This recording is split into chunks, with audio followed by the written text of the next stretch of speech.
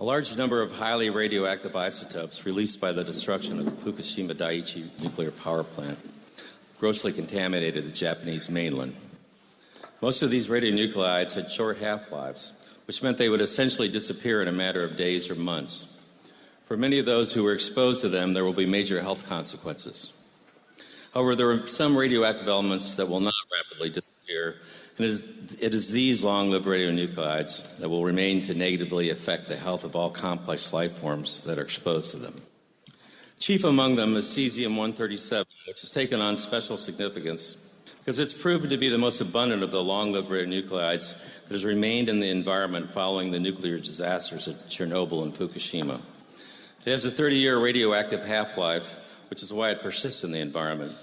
Scientists now believe that it will be 180 to 320 years before the Cesium-137 around the destroyed Chernobyl reactor actually disappears from the environment. Cesium is water-soluble and quickly makes its way into soils and waters. It is the same atomic family as potassium, and it mimics it, acting as a macronutrient. It quickly becomes ubiquitous in contaminated ecosystems.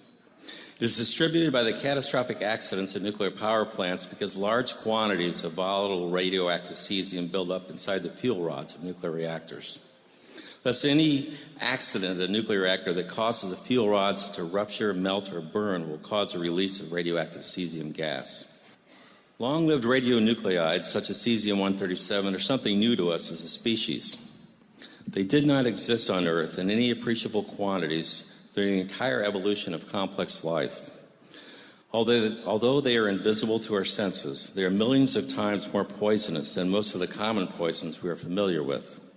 They cause cancer, leukemia, genetic mutations, birth defects, malformations, and abortions at concentrations almost below human recognition and comprehension.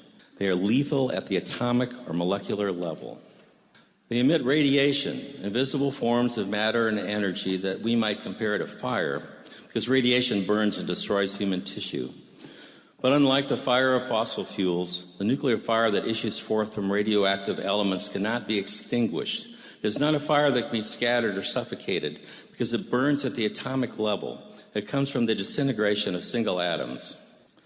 Thus, radioactivity is a term which indicates how many radioactive atoms are disintegrating in a time period. We measure the intensity of radioactivity by the rate of disintegrations and the energy they produce. 1 becquerel is equal to 1 atomic disintegration per second. 1 curie is defined as that amount of any radioactive material that will decay at a rate of 37 billion disintegrations per second. So 1 curie equals 37 billion becquerels. Sometimes these man-made radionuclides are compared to naturally occurring radionuclides, such as potassium-40, which is always found in bananas and other fruits. However, this is a false comparison, since naturally occurring radioactive elements are very weakly radioactive. In the charts from the labs that are in green up there, the radioactivity is described as a specific activity. Note that potassium-40 has a specific activity of 71 10-millionths of a curie per gram. Compare that to the 88 curies per gram for Cesium-137. It's like comparing a stick of dynamite to an atomic bomb. Highly radioactive fission products such as Cesium-137 and Strontium-90 emit 10 to 20 million times more radiation per unit volume than does potassium-40. So which one of these would you rather have in your bananas? It is, in fact, the amount of Cesium-137 deposited per square kilometer of land that defines the degree to which an area is classified as being too radioactive to work or live. One may get an idea of the extreme toxicity of Cesium-137 by considering how little of it is required to make a large area of land uninhabitable. The lands that were grossly contaminated by the destruction of the Chernobyl nuclear power plant are classified by the number of curies of radiation per square kilometer. There were 3,840 square miles of land contaminated with 15 to 40 curies of radiation per square kilometer. These lands are considered strict radiation dose control zones. The 1,100 square mile uninhabitable exclusion zone that surrounds a destroyed Chernobyl reactor has greater than 40 curies of radioactivity per square kilometer. For those more familiar with square miles, that would be 104 curies per square mile. Consider again that 1 gram of Cesium-137 has 88 curies of radioactivity. Thus, as little as 1/3 of a gram of Cesium-137 made into microparticles, distributed as a smoke or gas over an area of 1 square kilometer will make that square kilometer uninhabitable. Less than 2 grams of Cesium-137, a piece smaller than an American dime, if made into microparticles and evenly distributed over as a radioactive gas over an area of 1 square mile, will turn that square mile into an uninhabitable radioactive exclusion zone. Central Park in New York City can be made uninhabitable by 2 grams of microparticles of Cesium-137. Hard to believe, isn't it? Remember, these nuclear poisons are lethal at the atomic level. There are as many atoms in 1 gram of Cesium-137 as there are grains of sand on all the beaches of the world. That's 10 to 21 atoms, 10 to the 21st power. 1,480 trillion of them, which is 10 to the 12th power, are disintegrating every second, releasing invisible nuclear energy. So this works out to about 1.5 million disintegrations per square meter. I included an extra slide just to note the immense inventories of Cesium-137, 150 million curies that are located in the nearby spent fuel pool at Indian Point Nuclear Power Plant, which is about 40 miles from here by road and less than that as the radioactive cloud flies. Many of the 104 U.S. commercial nuclear reactors and power plants have more than 100 million curies of Cesium-137 in their spent fuel pools. This is many times more than the spent pools at Fukushima. So now that we have some idea of the extreme toxicity of Cesium-137, let's look at the extent of the contamination of the Japanese mainland.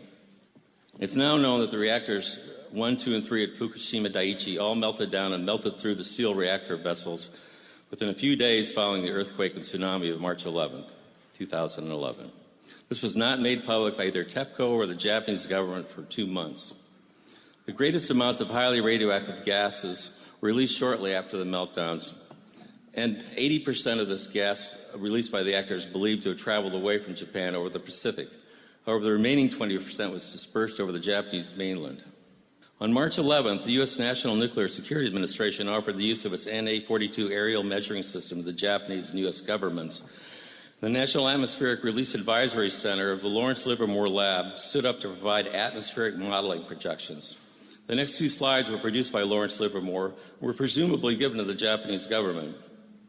On March 14th, the easterly winds which had been blowing the highly radioactive gases and aerosols coming from Fukushima out to sea shifted and pushed the radioactive plume back over the Japanese mainland. You can see the progression. The red indicates the radioactive plume. Note that the images indicate that the plume first went south over Tokyo and then reversed and went north as the wind changed. All the areas where the radioactive gases passed were contaminated. However, the heaviest contamination occurred where rainfall, where it rained out. And this accounts for the patchy deposition of the radioactive fallout. 8 months after the disaster, the Japanese Science Ministry released this map. That's the one with the, let's see, it would be on your right, which shows that 11,580 square miles, which is 30,000 square kilometers, which represents 13% of the Japanese mainland, have been contaminated with long-lived radioactive cesium. Note that the official map does not note any Cesium-137 contamination in the Tokyo metropolitan area, unlike an unofficial survey done about the same time by Professor Yukio Hayakawa of Gunma University. Given the fact that the Japanese government and TEPCO denied for 2 months that any meltdowns that had occurred at Fukushima, one must look at all official data with a healthy degree of skepticism. 4,500 square miles, or earlier today we heard 7,700 square miles, which is an area larger than the size of Connecticut, was found to have radiation levels that exceeded Japan's previously allowable exposure rate of 1 millisievert per year. Rather than evacuate this area, Japan chose to raise its acceptable radiation exposure rate by 20 times, from 1 millisievert to 20 millisieverts per year. However, approximately 300 square miles adjacent to the destroyed Fukushima reactors were so contaminated that they were declared uninhabitable. 159,000 Japanese were evicted from this radioactive exclusion zone, lost their homes, property, and businesses, and most have received only a small compensation to cover the costs of their living as evacuees. Note here that the criteria used for evacuation is the millisievert. It's not a measured quantity of radiation per unit area that I've described, such as the Curie or Becquerel. Rather, the sievert is a calculated quantity. It's calculated to represent the biological effects of ionizing radiation. In other words, the millisievert is a derived number based on the mathematical models which are used to convert the absorbed dose to effective dose. So what is the increased health risk to Japanese based upon their exposure to 20 millisieverts per year? Let's examine the figures constructed on the basis of data published by the National Academy of Sciences. It was provided to me by Ian Gard. The vertical y-axis is calibrated to the number of cancer cases per 100,000 age peers. And the horizontal x-axis depicts the age of the population beginning at 0 years and moving towards old age. Examine the allegedly safe dose of 20 millisieverts per year. As a result of this exposure, there will be about 1,000 additional cases of cancer in female infants and 500 cases of cancer in infant boys per 100,000 in their age groups. There will be an additional 100 cases of cancer in 30-year-old males in their age groups. Now, notice that children, especially girls, are at most risk from radiation-induced cancer. In fact, female infant has 7 times greater risk, and a 5-year-old girl has 5 times greater risk of getting a radiation-induced cancer than does a 30-year-old man. I want to note here that there's a great deal of controversy in regards to the accuracy of the methods used to arrive at the millisievert measurement, especially in regard to an accurate determination of the biological effects of an external versus internal exposure to ionizing radiation. That is, the effects of an exposure to a source of ionizing radiation that is external to the body versus an exposure that comes from the ingestion of radionuclides that provide a chronic, long-term internal exposure to living cells, which are adjacent to the radioactive atoms or particles. In the land surrounding Chernobyl and Fukushima, the primary route of internal exposure is through the ingestion of foodstuffs contaminated with Cesium-137, which tends to bioaccumulate in plants and animals. What this means is that Cesium-137 cannot be excreted faster than it's being ingested. Thus, it accumulates and increases in its concentration in the plant or animal that's routinely ingesting it. Cesium-137 also tends to biomagnify as it moves up the food chain. This means it becomes progressively more concentrated in predator species. We've seen this before with other industrial toxins, such as DDT, which can magnify its concentration millions of times from the bottom to the top of a food chain.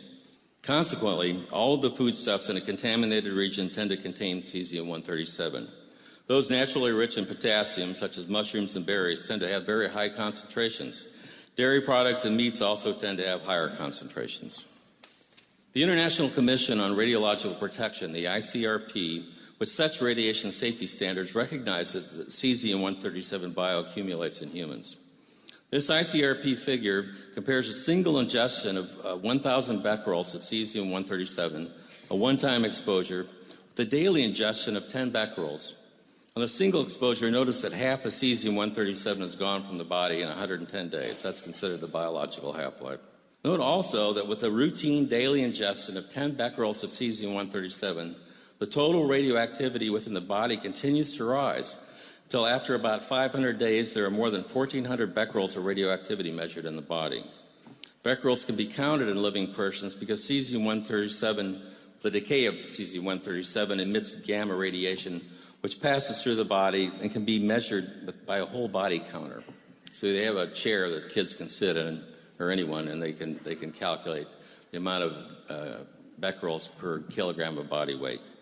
So in a 70-kilogram adult, based on this, the total body activity of 1,400 becquerels would correspond to 20 becquerels per kilogram of body weight. And a 20-kilogram child would be 70 becquerels per kilogram of body weight. The ICRP document does not specify the average age or weight of those examined in the study.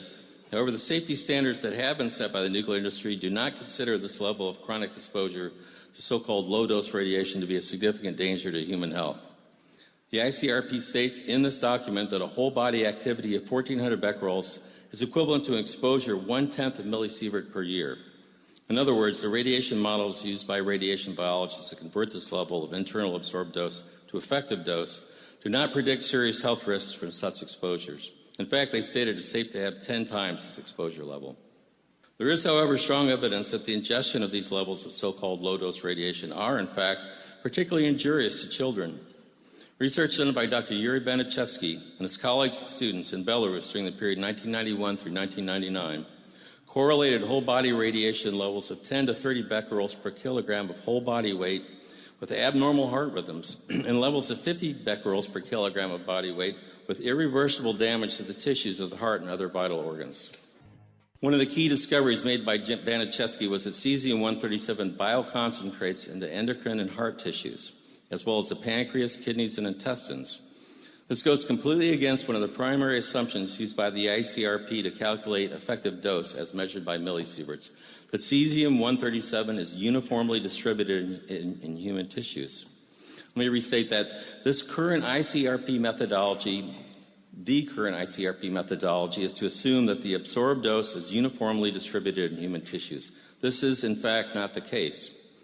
This table, taken from Baniszewski's chronic cesium-137 incorporation in children's organs, compares the radioactivity measured in 13 organs of 6 infants. Very high specific activity, that is, levels of radioactivity, often 10 times higher than in other organs and tissues, were found in the pancreas, thyroid, adrenal glands, heart, and intestinal walls. Baniszewski summarized his 9 years of research in the study entitled Radioactive Cesium in the Heart. With the help of friends, I just finished editing a new Russian-English translation of this work. It was never previously translated, in large part because shortly after Dr. Baniszewski presented it to the Parliament and the President of Belarus, he was summarily arrested and imprisoned. Government agents entered the medical institute which he directed and destroyed his archived slides and samples.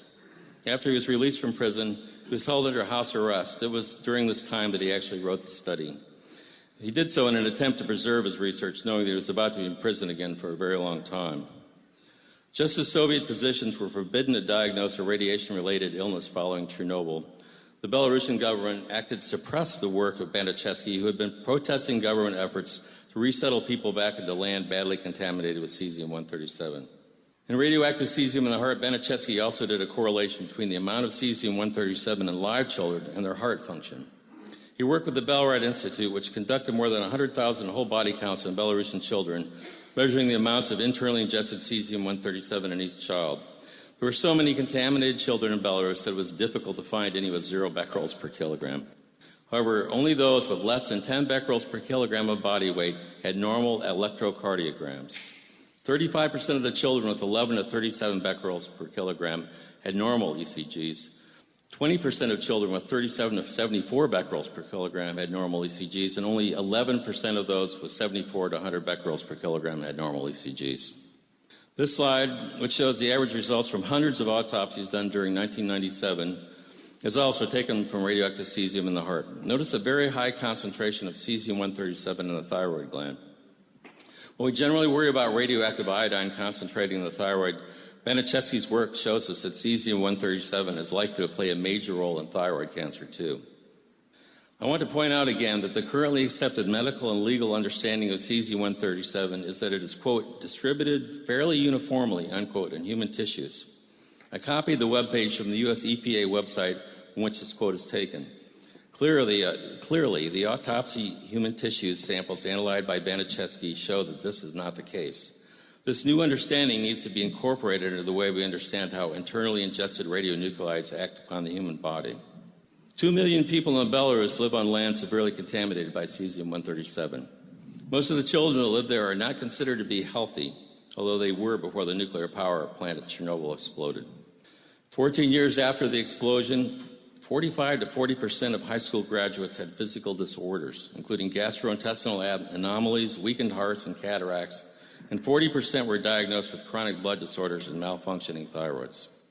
I'm afraid that there are many Japanese people now living on lands equally contaminated with radioactive cesium. If Japanese children are allowed to routinely ingest foodstuffs contaminated with cesium-137, they will likely develop the same health problems that we see now in the children and teenagers of Belarus and Ukraine. Thus, it's very important that we recognize the danger posed to children by the routine ingestion of contaminated food with cesium-137, wherever they might live. It's also important to prevent further nuclear disasters which release these fiendishly toxic poisons into the global ecosystems. Given the immense amounts of long-lived radionuclides which exist at every nuclear power plant, this is an urgent task. I hope I've made it clear that long-lived radionuclides produced by nuclear power plants are neither safe nor clean. Would suggest that it is a very bad idea to manufacture these nuclear poisons to try to make electricity, that it's past time we stop manufacturing them and try to manage those which we have already created, which must be isolated from the ecosystems for at least 100,000 years.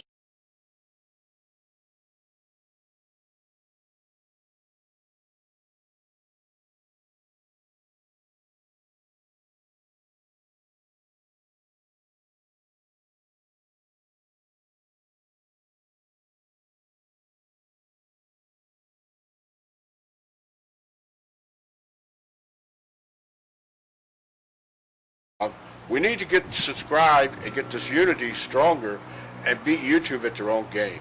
Okay, that's what this is about. Like I say, go to the remix button, hit the remix button. That way you'll have this video and keep up with this. Otherwise, YouTube's just going to control us, guys, and it's really bad.